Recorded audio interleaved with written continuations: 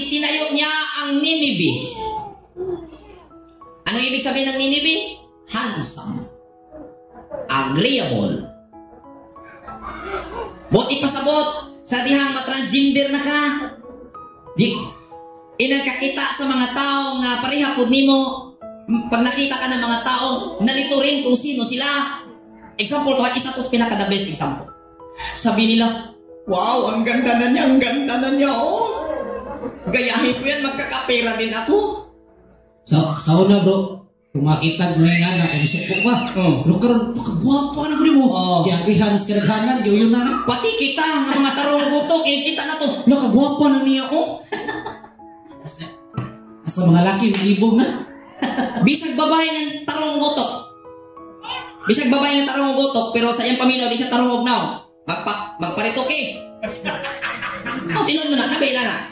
Mayroong mga ganon. At madalas yan sa may pera. At kahit yung walang pera, nangungutang para makapaayos maayos yung utak niya, pero sa feeling niya, sira yung kanyang mukha, kaya papaayos yung mukha niya. Yung natural na beauty bro, pinalitan ng mga cosmetic. Oh, pinalitan. Kaya nakita ko yung isang tao na sabi niya, nagpunta daw siya sa New York at siya ay naging speaker doon para i-inspire yung mga taong nag-invite sa kanya.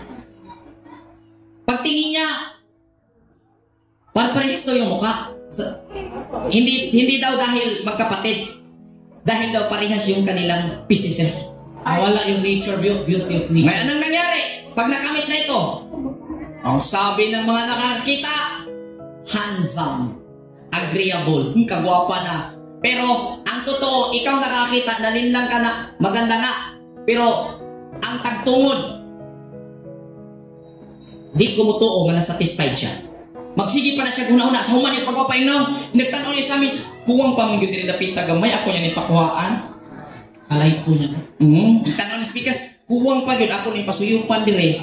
Tanaw niya ubos, nipis-nipis, mapabutangan ko ni. Hangtod, inag-abot sa adlaw. Darating ang araw, tatanda na siya. Naging kanser. Amen? Sinira mo sarili mo. Dahil sa pagiging pagkaroon mo ng kaisipang agresibo na hindi nagamit ang kamalayan, lumutang si Nimrod at pinangasiwaan ka at sa pangangasiwa ng isang suwail na attitude, sisirain ka.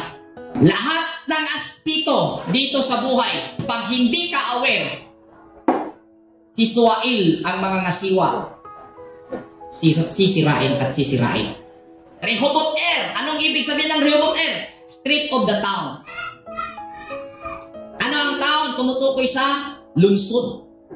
At ano ang bumubuo sa lungsod, mga tao? Ano ang street? Daan. Maunay nahimong dakong pamaagi, mo'y nahimong dakong dalan, naging malaking pamamaraanan ng tao ngayon, kaparaanan ng tao. Pwede na, ay na nagproblema akong batikag na, ato na iparituking, tatay kwarta, panikamot na yun. Sa kanangin mo ka ito, imong nila nagmuryatik. Giagrihan man sa kadaghanan. Tanawa ang same-sex marriage.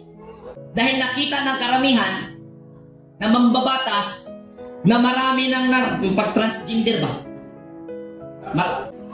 Legal na ang suwail na ugali sa ating komunidad at ang paggawa ng matuwid ang natabunan. Gising. Maging aware.